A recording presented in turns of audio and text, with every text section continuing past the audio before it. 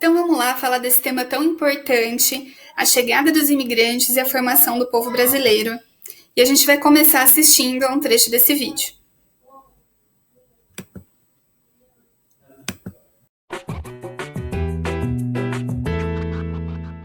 O paraíso tropical. A terra das oportunidades. Aqui você terá o seu próprio castelo. É com esse sonho que os imigrantes começam a chegar ao Brasil na segunda metade do século XIX. Mas o país não era exatamente um conto de fadas. A República havia substituído a monarquia. Mas quem continuava mandando eram os fazendeiros conhecidos como Barões do Café, o produto brasileiro mais vendido no mundo. E eles tinham um grande problema. Com a aprovação da Lei Áurea, era necessário substituir a mão de obra escrava. Além disso, o governo precisava colonizar as grandes áreas inexploradas do sul do país. Essas terras eram habitadas por índios, que foram desalojados e muitas vezes massacrados pelas empresas de colonização e os chamados bugreiros. Uma estratégia de propaganda é montada para trazer os estrangeiros e parte dos custos da viagem é bancada pelo Brasil. Cerca de 3 milhões de imigrantes entrariam no país até a Primeira Guerra Mundial. Inicialmente, os que chegam em maior número são os italianos, que vão para as lavouras de café, mas logo se desiludem com as péssimas condições de trabalho. Cada família tem que cuidar de 7.000 pés de café e é obrigada a pagar valores absurdos pela alimentação. O salário não cobre os custos e eles se transformam em verdadeiros escravos brancos. Muitos abandonam as fazendas e vão morar na cidade de São Paulo, onde passam a exercer outras atividades em bairros tipicamente italianos. Os espanhóis também começam a chegar ao Brasil, e muitos substituem os italianos nas plantações de café.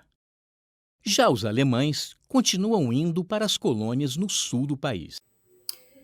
Então, o maior grupo de imigrantes, na verdade, foi o de portugueses, porque eles estavam aqui desde 1500 e desde então foram vindo para cá, seguidos pelos italianos, que também vieram em grande número, depois os espanhóis, os alemães, os japoneses, mas também vieram grupos menores, como os libaneses, os austríacos, os sírios, os suíços.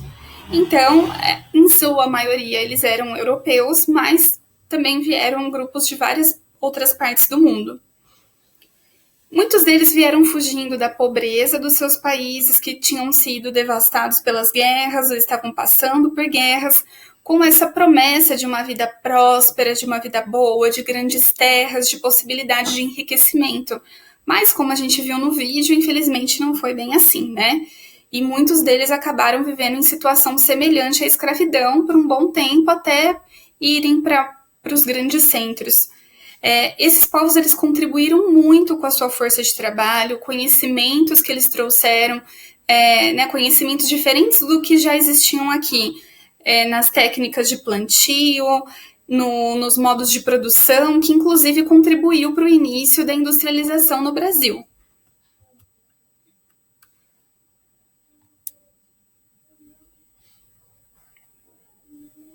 Os franceses influenciaram nas artes, na literatura, educação, nos hábitos sociais, além dos jogos incorporados à lúdica infantil.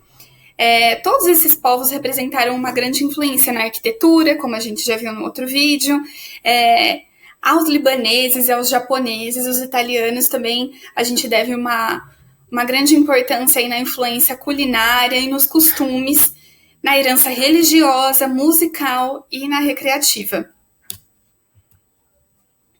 Mas como se formaram as nossas famílias? Se a gente for parar para pensar que aqui no território brasileiro só existiam os indígenas e que eles nem eram assim um grupo que ocupava todo o território nacional. Muito pelo contrário, na verdade, haviam grandes extensões de terras nunca ocupadas pelo homem. Então, a gente tinha um grupo de indígenas aqui no Brasil.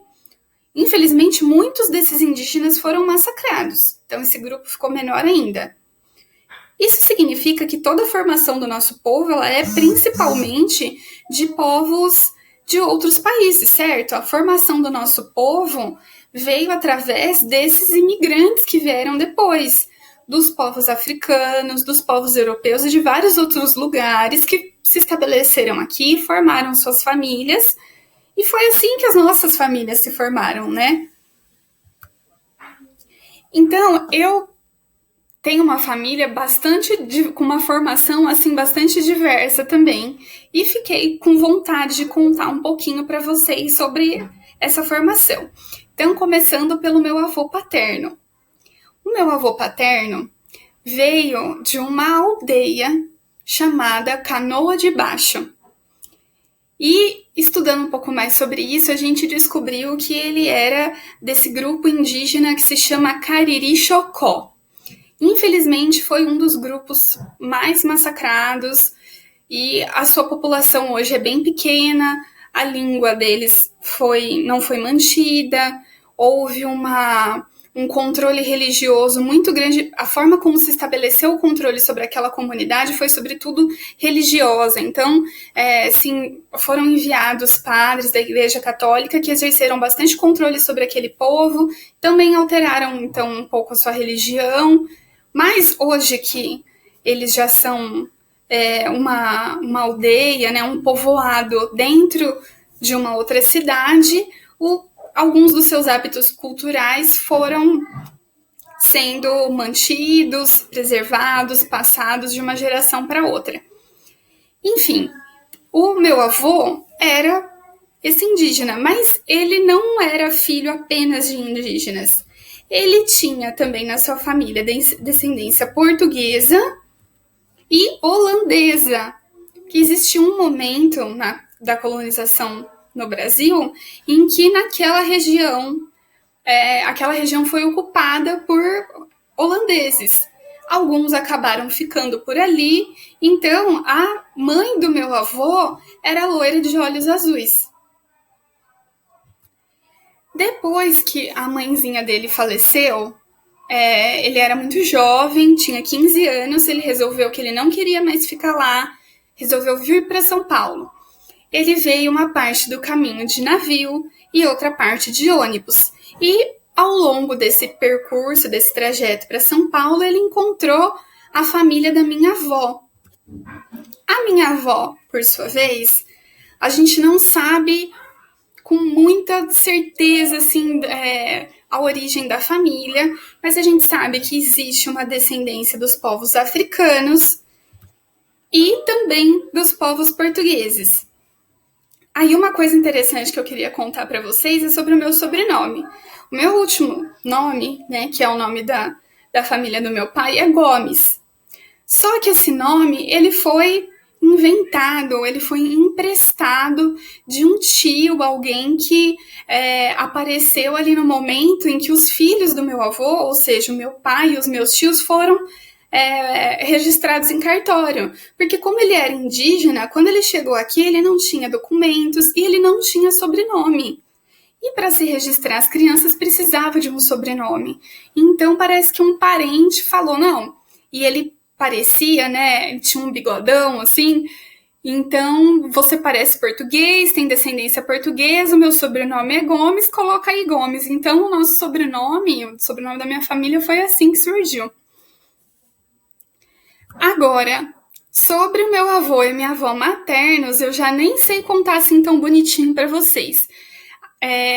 Teve uma parte da família que, indo atrás de fazer a árvore genealógica, descobrir de onde a gente veio, de onde a gente tem descendência, descobriu esses povos aqui, mas eu não sei contar certinho a história deles para vocês. Então eu só vou comentar que eu sei que, na sua maioria, eram italianos, mas também tinham austríacos, holandeses e alemães.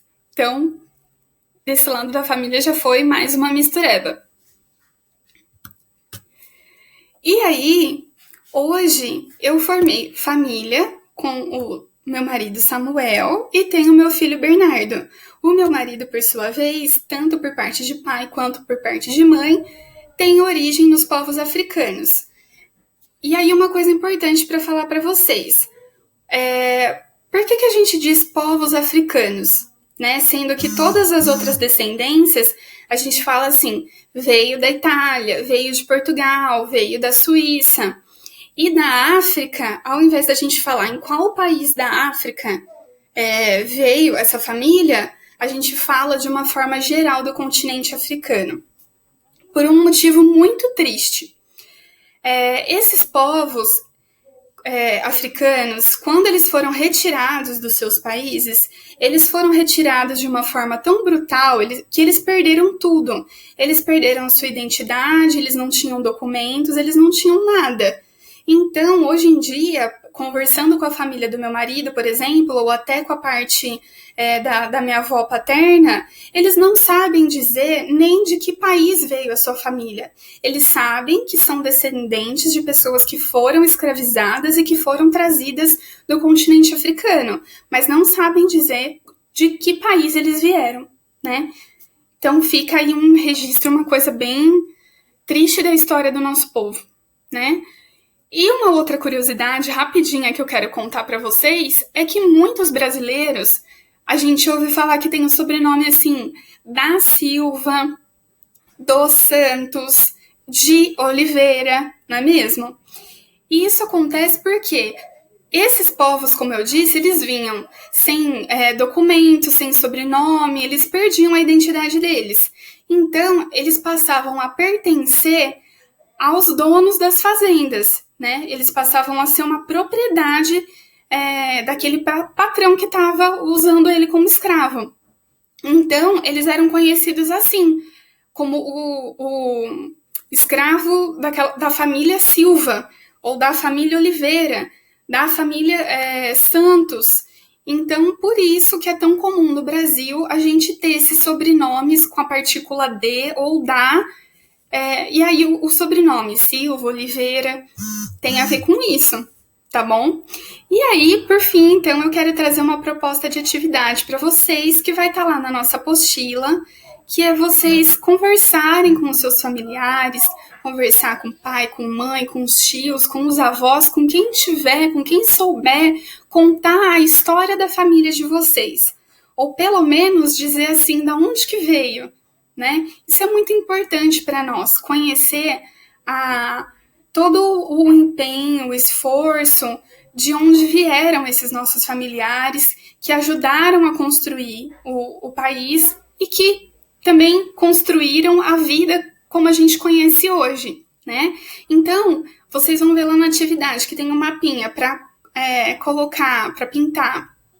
Se você tem familiares que vieram de outros lugares do Brasil, como eu tenho meu avô, que veio do estado de Alagoas, e também se vocês souberem de que outros países se originou a família de vocês. Porque no final eu quero pegar um mapa mundi, então um mapa com todos os países, e quero assinalar todos os lugares que vocês contarem para mim, de onde vocês vieram, de onde eu vim também, para a gente tentar montar um mapa identificando a origem de todo mundo na nossa turma, porque eu tenho certeza que a gente vai encontrar uma diversidade muito grande, vai se surpreender com alguns lugares que vão aparecer nesse mapa, tá bom? Então é isso, gente. Espero que vocês tenham gostado. Tchau, tchau!